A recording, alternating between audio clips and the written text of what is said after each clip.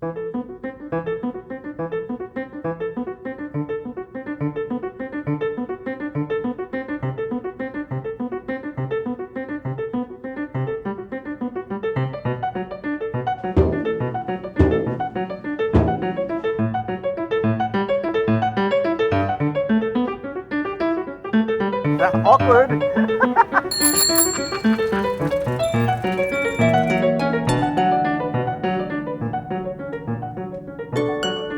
Woo! Good job, guys.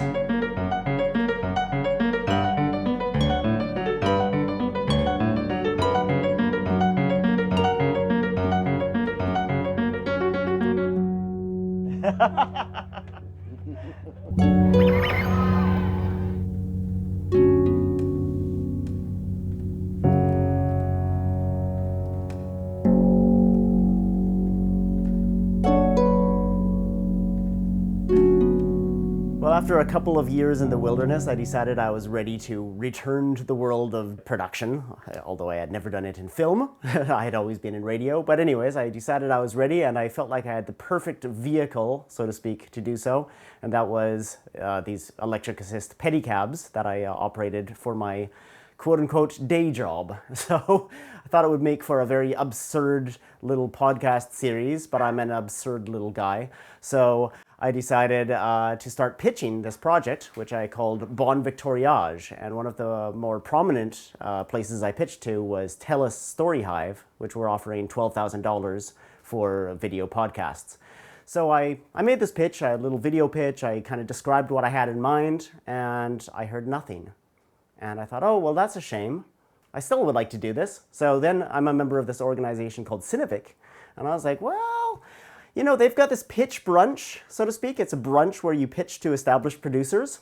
And that's connected to, I believe the festival was called Short Circuit. So I basically thought, well, I'm going to poach the text from the Storyhive application I'd made and send it on to Cinevic for the pitch brunch.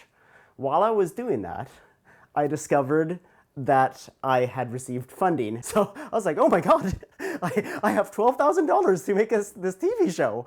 And that was the mood I was in this state of complete surprise when I attended the pitch brunch. And it definitely put me in a strong position to pitch this project because, you know, $12,000, which brings us up to date with David. Hi, David. Hi, how you doing, Johnny? Oh, great.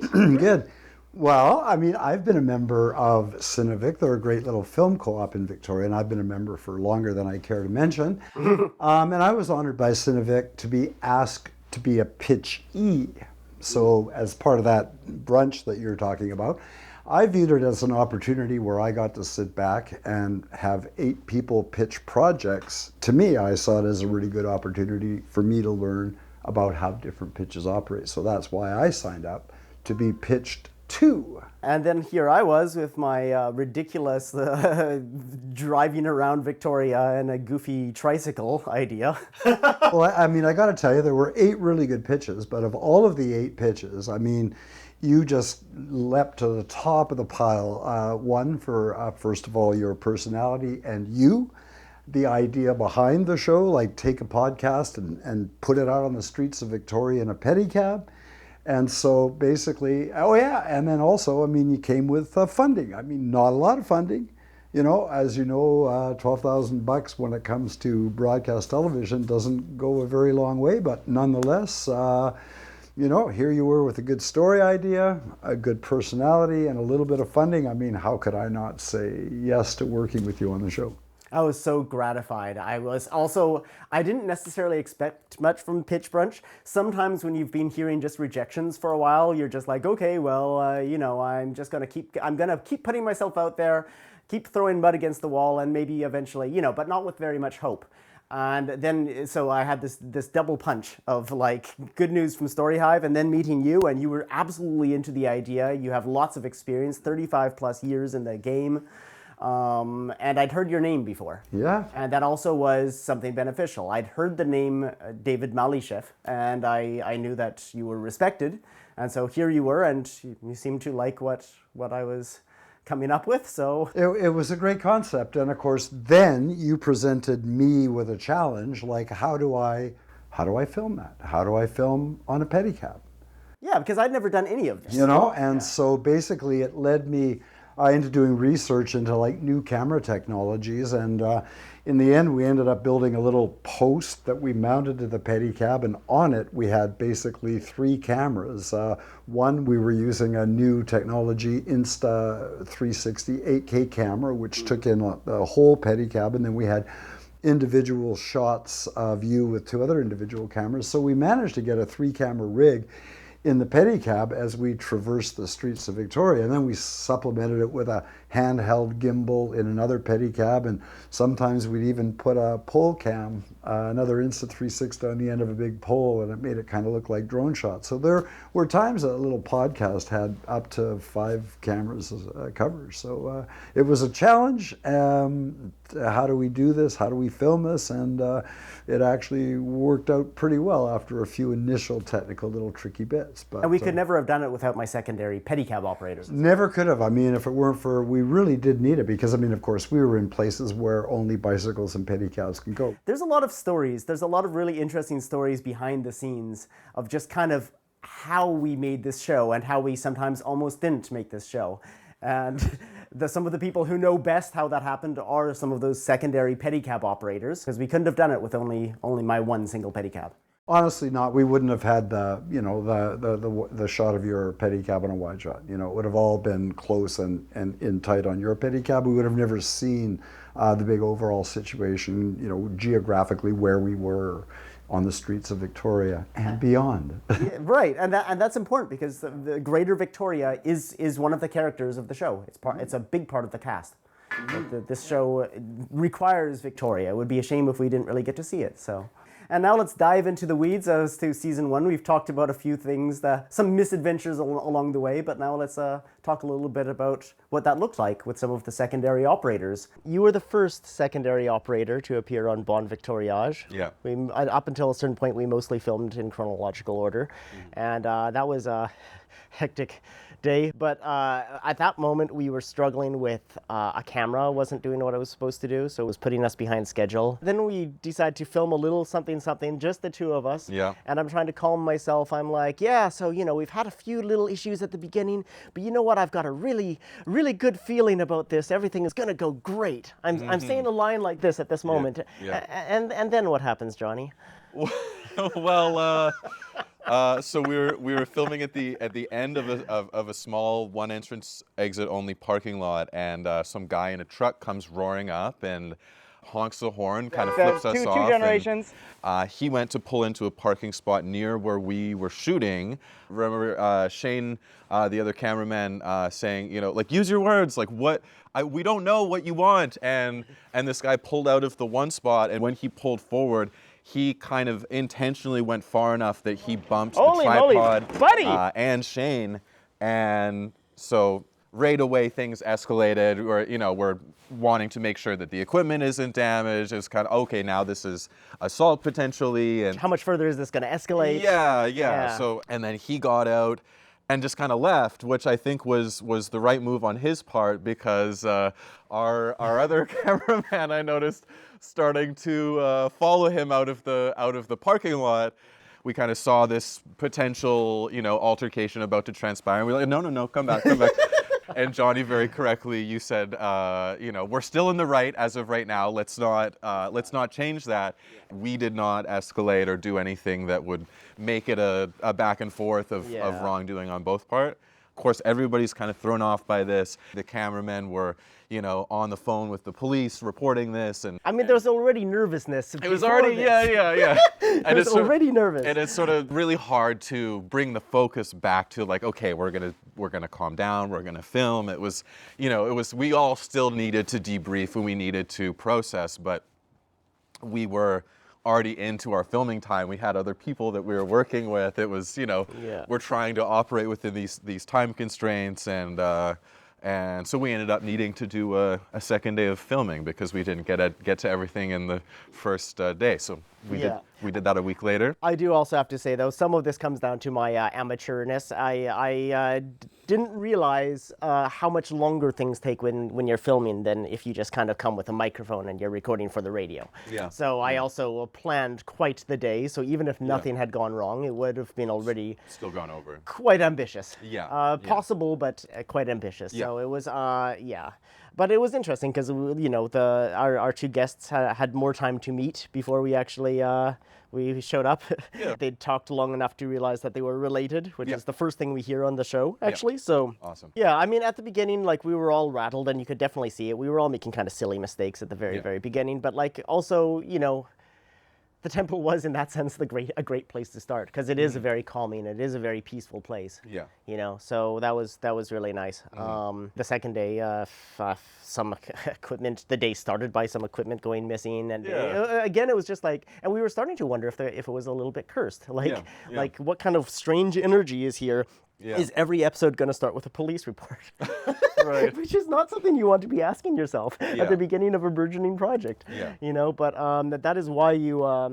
Every episode, I chose a particular secondary operator because I felt like that operator would be perfect for the theme, for the topic, for the mood. And so you and I, how we started bonding as pedicab operators is just kind of talking a lot of almost Eastern philosophy, kind of like talking about like spirituality. Yeah. And I thought, this is the episode we're going to a temple. Who better than John T. to be the companion on this? Well, and that also ended up working out really well. I don't think it was until the second day of filming, but I ended up doing a smudging ceremony to kind of clear the energy and everything too. And so however much of that you want to believe or not believe that actually helped or made a difference. It had a psychological impact. Like, I appreciated you doing that. I appreciated the earnestness with which you did it. And I felt like it did reset stuff for us. It was a reset. Yeah. It's good to hear that wasn't just an empty gesture. I think that, you could have gone along without it, but to be fair, to give credit to another pedicab operator, Shane, I was telling him about the 2 days and the things that had happened, the altercation on the first day, and then the theft at the beginning of the second day, and he was the one that said to me, he was like, "Oh, this feels cursed. You should do a smudging ceremony." And I was, "Oh, I know how to do that." So so thankfully we're right at Fantan Alley, where they have all of the gear in one of the stores. So I bought the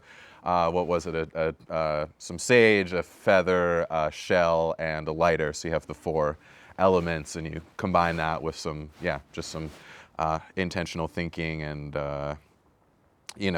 we also were like went to the Chinese graveyard at the end of that day too, and so there's a lot of arguably energy that's kind of floating around with that whole concept of digging up the past and talking about the past. And from everything I've heard, it's good to have a sense of energetic mindfulness when it comes to that kind of thing. So. And you can do a lot worse than paying respect to the ancestors at the beginning of any project. Yeah, right? absolutely. So, even though, of course, we would have liked it if none of those bad things happened, like the moment with you and the smudging ceremony, I was like, yes, my thinking is right, having the perfect operator for each episode. I'm so glad that we did this. I find you a very calming presence. Thank you. So that was precisely what I needed.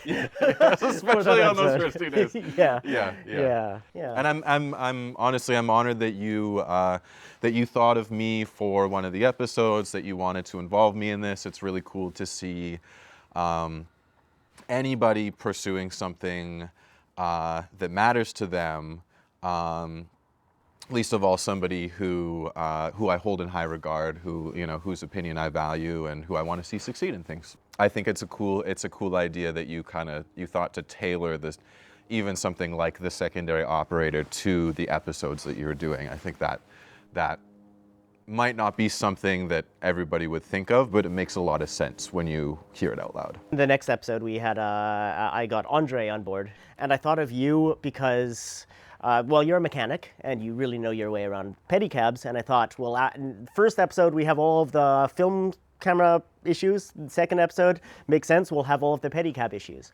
And we went all the way to View Royal. Yes, and we didn't even break down. Yeah, absolutely nothing happened that required your services as a mechanic. Thank goodness. Nothing at all. You would have learned new bad words if we did. Yeah, I would have. In fact, that was one way that we were not cursed this entire show. Even moments when I really thought going up a hill, this is going to be the end of this pedicab, it never happened. But at the same time, I do have to say, I think you were the perfect secondary operator for me to have Andre Steinhausen. I caught a lot of things, but never that. You were actually really perfect because we covered a lot of ground. But you had because you're from here. I mean, you've been here for such like your whole life, right? Well, since I was 2. Yeah, you have a lot of like context to different buildings and different places that I would not have. Yeah, absolutely. I used to be in the construction industry doing woodwork, so a lot of the facilities we went by, I actually have been in before they were built, when they were in the drawing phase and things like that. Yeah, I'm remembering a few of them. Like we went, this was the Our Place episode. Yeah, the actual Our Place on 900 Block Pandora, I remember doing the cabinet work in there when it was built. Oh, wow. Quite familiar with the building from a construction point of view. So it's interesting to see some of those places when they're actually used, because it's very different than they are on a blueprint. Absolutely. This was the one episode where I really sometimes off screen you would tell some stories and I'd be like, oh, I really wish we had Andre actually telling these stories, because like it was also a journey for you. Like part of what we're doing with this show is we're taking people on a journey around their Victoria, but it was also a journey around your Victoria because of your background. Well, yeah, well, and just growing up here, I mean, like, I can't remember what the facility was called, but where the old Boys and Girls Club was. Like, Yeah. It's like a facility I've been by hundreds of times, but never been inside. But seeing the changes happen to it in the media, and then actually going there, right? Yeah. And then the New Roads where he ended the show.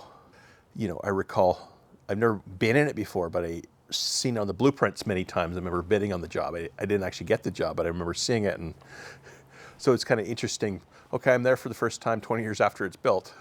I remember seeing the blueprints, and here it is, something totally different. You have this experience of Victoria as a time capsule sort of thing. Like you saw how it was, and now you see how it is. Oh, yeah. But you see both whenever you go to a place, and that's something I think really probably very interesting about you as a guide as well. Yeah. That you can see what was and is. Naturally seeing a city grow over for more than 40 years, and the changes, and the highways get bigger in places where there was no light to cross to the highway to there being an interchange. And it's kind of wild doing it on a pedicab instead of in a car where you're just zooming by trying to get somewhere, and you're actually seeing it as I would have as a kid on a bicycle or something like that. Yeah, oh, I love that. And you're looking around like a kid with, oh, I'm way further from the neighborhood than I've ever been.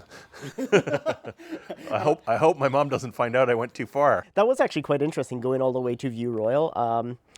It was maybe not the farthest a pedicab has gone, but certainly the farthest I've ever gone on a pedicab. And well, definitely, I think it's definitely the farthest in that direction that Okay. anybody's gone in a pedicab in Victoria. This is the one time this has ever happened. That's kind of cool.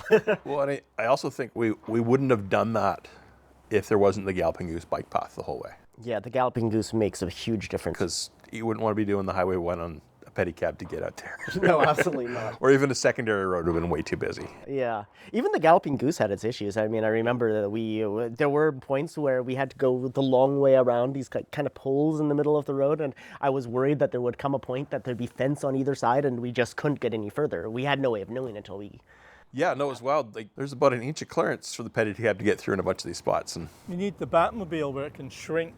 I know, The bad guys are after them. But, you know, after some of the issues we'd had in the previous episode, that was a perfectly acceptable challenge to have to deal with.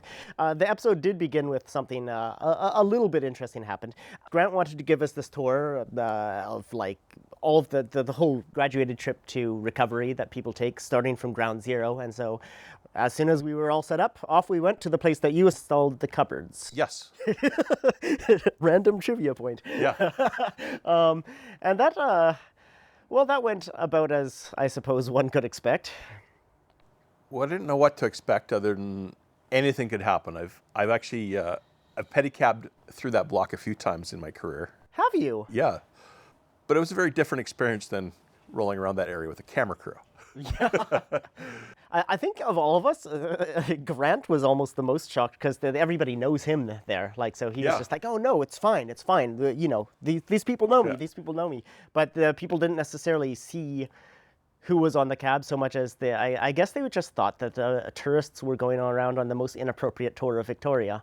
And Grant's talking about kind of what the our place facilities there offer, what they provide, and people start noticing us and they start kind of shouting at us. You know me. I work for our place. We're doing a thing for our place. It's Victoria finest place to be. Let's go a little bit further. We're filming for our place. It's our place. We're doing a thing for our place. This is for our place. This is for our place. And about half the people got it, but others just were kind of drawn, I guess, by the chaos.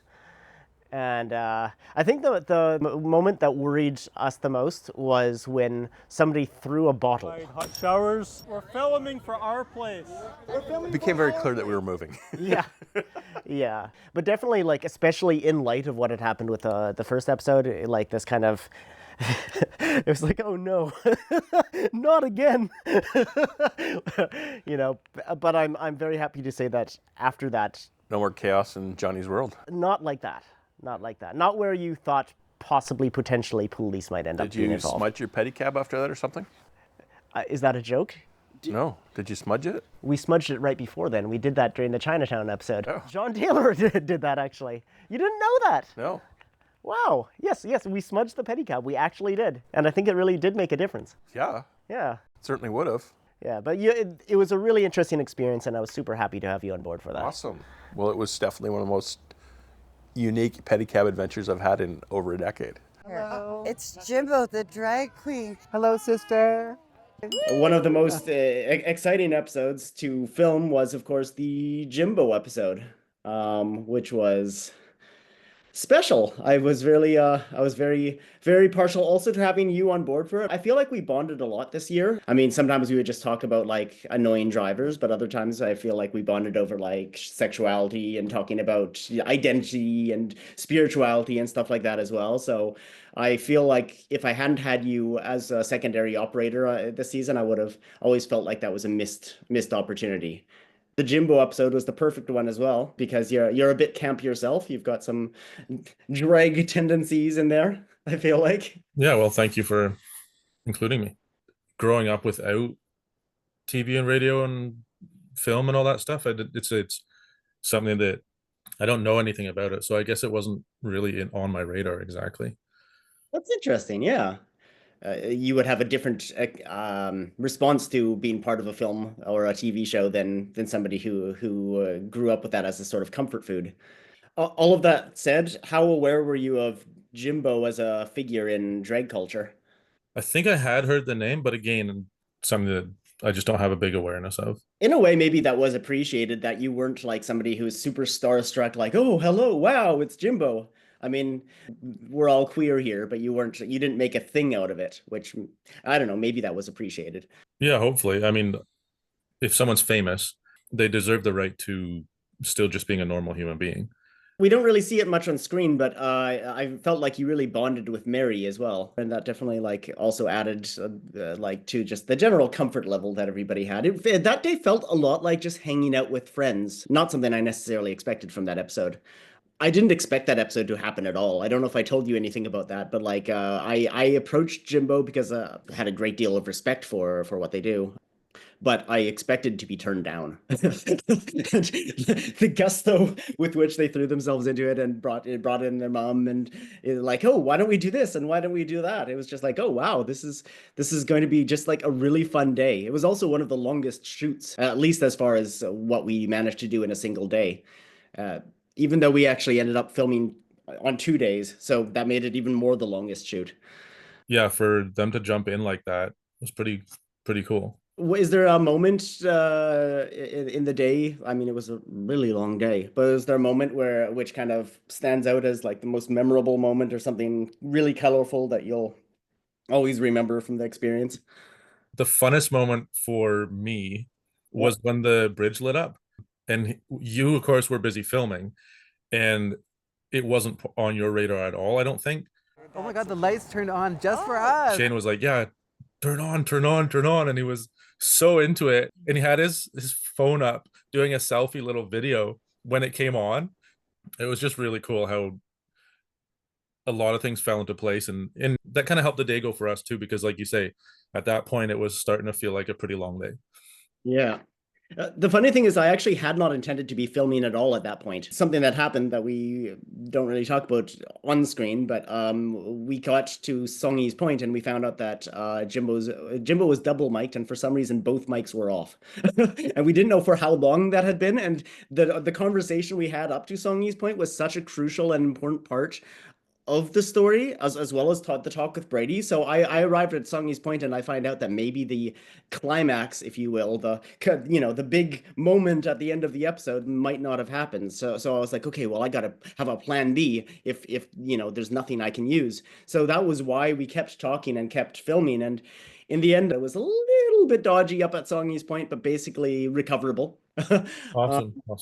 Yeah, thank goodness. But like, what I think didn't necessarily come across on screen was just how absolutely desolate I felt about the possibility that like this kind of the most important moment in the episode might not have been recorded at all. And what with the sun setting and all of this happening, there wasn't the opportunity to refilm it. So I was just like kind of throwing dirt at the wall, just kind of hoping that like if that didn't work out, that something that I filmed on the way back somehow could, and then this moment with the lights is one of the best moments in the episode, and it leads to like some really interesting conversations, and it's just beautiful. It's visually very appealing. So it's almost like it all happened to the benefit of the ultimate episode, even if at that moment I didn't necessarily know that. I guess that's where your professionalism comes in. You're able to recover from it without it, like you say, without it showing up on screen at all. You just made it work. That is down to you having done this and knowing what you're doing. So that's pretty cool. Well, thank you. I at the moment I felt like it was visible to the whole world, but of course it was just in my head. Uh, One more thing I want to say, because I think we went home from that shoot that had started in the morning, like after midnight or something. And I remember when we just, as we were even driving the petty cabs back to the cans, I was beginning to crash. There came a moment where I was just so grateful you were there with your truck, because had I been bicycling back, this was one of the few moments in the season where I wouldn't have been sure I could have managed to bike back. Because I Yeah, was so tired. that's totally fair. I mean, what was it? It was like 12 hours, 13 hours? Something like that. It was crazy long. And when you consider that that's only one of 2 days of shooting for that episode, wow. But it was worth it. It was one of my favorite episodes of the season. It was just so much. How much total footage would you have had hour wise? Like, obviously we were there for 12 plus hours, 13, whatever, but that's obviously not how much footage you would have got. Probably we're looking at just under 5 hours. How many hours of footage did you have to edit for that one entire episode? So many. Because also there's the Insta360s, which are a special, you have to edit those separately. Just to even access them as video files. Then you sync everything, so you put all like each track of audio and video on top of each other. Once you've synchronized everything, you've got it all in a project file. That's when you can start to begin very tentative edits. I think with the Jimbo episode there were 4 edits. Because I was at 70 something minutes and I was like, this is still a bit long. And so then I went again and I was like, well, I guess we don't need this. Well, we don't need that. And then I actually ended up making it quite a reasonable length in the end, but it took a lot of work. And you got, fantastic hat. Yeah, they bought me a hat. Where is it? I've got it right here. Yeah, that was the thing. I didn't wear it for the Eddie episode, which technically was the next episode, because I was afraid with all the time travel that maybe we would actually put the Eddie episode first, and I didn't want to have a hat that didn't make sense. But after that, I wear the hat every single episode. It's a really nice hat. Hats for everyone. It's for everyone. Shane, you want a hat? I'm good. Oh, you got one. I involved you in, I guess it turned out to be episode 4. You were the perfect operator for this particular episode because we were interviewing a drag king. And I've always thought that the way that you and I both sort of were such ridiculous examples of masculinity. I mean, the mustaches, the ridiculous haircuts, like presenting this sort of character that you would expect to not necessarily be all that I don't know, progressive or literate or But you know what I mean? Like, yeah. Like we present this one thing and then kind of what comes out of our mouths. Yeah, well, sort of that surface level irony doesn't really come across until you actually know, I think, our sort of beliefs behind the irony. I think the way we perceive our presentation is very similar. I happen to look at it as a form of drag, whereas I think for you, you don't need that word. But ultimately, we do have a sort of similar idea about it. I thought you were the perfect person for a show lampooning masculinity. Like, I don't know who else I would ask to be the secondary operator for that episode. I'll take that compliment. Yeah. Now, we don't have so many misadventures to talk about for this particular episode, because No, it all everything... went very smooth. I was very impressed with you and your team. And Eddie as well. Eddie was fantastic. There's just nothing wrong. There's nothing wrong at all. So in a certain way, this is kind of a, there's not as much to talk about. So I thought I would instead kind of take this moment to kind of just talk about what these episodes meant for me. Not just the Eddie episode, but also the Jimbo episode.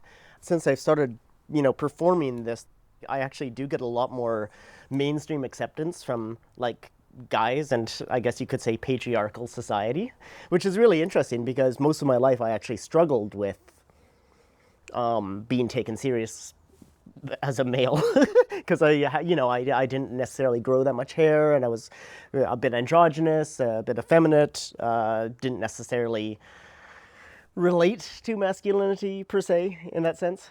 Bisexual, you know that. So like all of this stuff, it was something that was real for me, but it wasn't something that I had necessarily communicated to the broader world. So being able to do not one, but two queer episodes kind of talking about a community that I low-key identify with, one that I didn't necessarily always talk about, feeling like I belonged to. Sometimes I thought I didn't belong to, but being able to sort of, I don't know how else to put it, but coming out of the closet, kind of. I came out of the closet with two of my favorite drag performers, which for me was pretty wild. So there was a certain vulnerability in that for me. These two episodes were super important for me because they kind of spoke to my own identity, which is developing also during filming of the series. Are we twinning right now? If you ever want to do drag, hey, hit me up. The answer is yes. What did you know about the show coming in and how did that sort of interact with your expectations? We've been friends for a while now, and so you were chatting about it and telling me the groundwork, and it just sounded very, very interesting, the whole thing, I think, especially the pedicab as a vessel for, we say podcast, but I think it's a bigger thing than just a podcast, right? You got that video aspect of it as well, and exploring the city, so I was excited about it, and I don't think skepticism is the right word, but I was just, because it seemed like a very big project to take on, and then to see you do that and to see it work, I was very impressed, and even, seeing these individual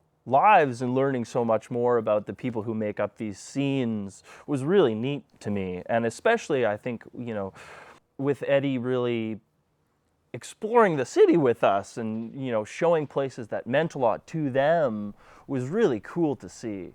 I like the aspect that, like, even while exploring places that they know very, very well, they are also finding out things about the place through simply talking about them. Well, and I think that's another funny thing with the pedicab specifically, right, is so much of our business is tourism, but so many people who have been born and raised here or maybe are new here don't necessarily see the whimsical side of this city that is perfect to ride an oversized tricycle through, right? That brings out some of that whimsy, all these little funny places that maybe you wouldn't see otherwise. And I think even if you've lived here your whole life, you can get a new perspective on the back of an oversized tricycle with a pair of clowns with mustaches. I feel like something we haven't talked about yet, and we probably should, is just when I think of how special Victoria is, I don't know that I would have necessarily come to that opinion of Victoria if it hadn't been for just like this meeting you every single day in a week and being like, oh, there's that funny person with a mullet and the mustache again. Hey, and becoming friends that way, and doing that in the context of like film festival things and music things and volunteering. Yeah, it was like a roadmap, if you will, of Totally. how funky Victoria is. That's how we got to know each other. Well, I think, yeah, I mean, one of the funniest things I think is our relationship and how we've become friends, especially in this town, right? The fact that we've ran into each other so many times every day just because we were involved in learning about the city and finding these spaces where, I don't know, I think it was quite accepted to explore these different things. But the magic that is there also sometimes in the things that it lacks, just sort of like this DIY spirit. And we talk about this a bit in the show as well. Like, okay, there isn't a venue. Well, let's create one for this special thing today. It's a park, it's a community center, whatever, you know. Yeah, and I mean, you know, Victoria itself, I think, does a very good job at promoting arts and culture. The fact that we have these massive festivals in City Hall Square, right? Go by a random heavy metal show in Centennial Square. Whoa! So The arts are alive. Woohoo! We have these festivals in parks and movie screenings in parks. I think it's really cool to see that interplay between all these individual lives, these creative people in the city, and then the city actually supporting that. I mean, just the fact that we're one full season in and there's still like, I can think of like concepts for a whole other season of episodes just like that. That wouldn't necessarily be the case in every city of this size, just a couple totally 100,000. agree. There's such a history of grassroots movements here, right? That, like you said, if there isn't a venue, we'll make one, right? If we don't have a space, we'll carve it out for ourselves. If we don't have a TV show, we'll produce it.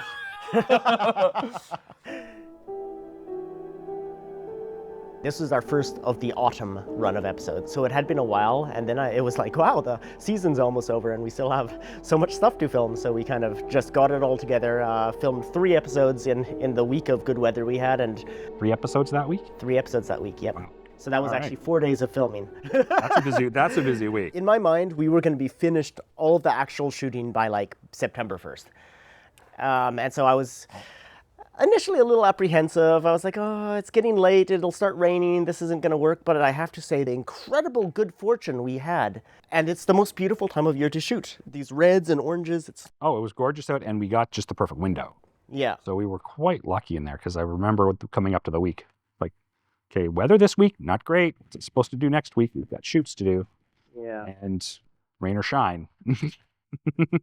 And that continues today, actually. Yeah, we're quite lucky, because I know we've got some bad weather coming up this week. You actually wanted to be a filmmaker yourself, isn't it? Yeah, I mean, I went to film school in Calgary for 2 years, graduated from the SAIT film program there, focused on writing, directing, producing, so basically I can't get a job. I got used to having to roll with different things like, you know, camera operators just about setting houses on fires because they set lights down on the floor bare with no stands, things like that. You just learn to roll with it. But yeah, I chose you because we are huge ghost fans. We used to do ghost hunting back in Calgary, paranormal investigations with a group there. So I'm not sure even when you told me that story if you knew that I was A, doing a TV show at all, or B, that I was doing a Halloween episode with John Adams. This may have just been in the spirit, haha, of the kinds of stories we tell each other while waiting for the cruise ships to disembark at the terminal. But at that moment I was like, okay, right, it's going to be Adrian. It's got to be Adrian. And then even when there was like some potential scheduling complications where it might have been potentially easier to go with a different pedicab operator, I was like, nope. You and John Adams go way back any further and it would be kind of in the nature of one of his ghost walks. So you may have heard some rumors of like the cursed effect that we had on the first episode. I'd heard. You'd heard. Stories. After that, it hadn't been very cursed for a while. Things had started going a lot more smoothly, but the Halloween episode was kind of the first episode in a while that I think one could legitimately say had a sense of being cursed to it. Oh, we were absolutely being played with by the spirits, in my opinion, on that day. There were too many things technically that are too reminiscent of my days when I used to paranormal investigate, with things being turned off and weird things happening with batteries. We had to actually reshoot a scene because one of the cameras that's attached to the pedicab just kind of moved itself away from what it was focused on. It's like, what? You know? So that happened, and so we had to reshoot that scene. What I will say, though, is, and I mean no disrespect to the spirits, But after everything we experienced in the first half of the season, this little camera issue, it's like, like, is that the best you can do? No, I shouldn't say that. Ooh, careful, Johnny. Don't challenge. Should not say that. I'm joking. That's playing with fire right there. What I noticed there was just that we had developed a certain resilience with experience. It was much easier to bounce back from those issues than some of the earlier issues. I remember just being absolutely shaken by things happening and it affecting my ability to present. And I felt like in the case of the Halloween one, it was kind of like, well, we've been doing this for long enough. We're kind of on a groove. This is not going to faze me. I think what we did with this season is we developed the blueprints for how a show like this can be made and made well. Yeah. It's getting down to a formula now that we can take moving forward. And I mean, at this point too, I got to give a bit of a shout out to TELUS. You know, I mean, TELUS and specifically StoryHive have really given people like yourself an opportunity to take an idea that nobody else is going to fund. And TELUS has been super supportive of taking ideas like this and many others and providing, you know, some seed money so that, you know, people get paid maybe not full industry rates, but nonetheless, you know, they're actually earning a little bit of revenue for the work that they're doing. So a big shout out to TELUS StoryHive. Here's the season 2, man. Yeah, here's the season 2. Woo! Good job, guys. Let's try that again. Action. Woo! Good job, guys. Woohoo! Good job, guys. No, I f***ed up. Woohoo! Good job, guys. We need to properly high five. Woohoo! Good job, guys. Woo! Woohoo! Good job, guys. I think that's the one.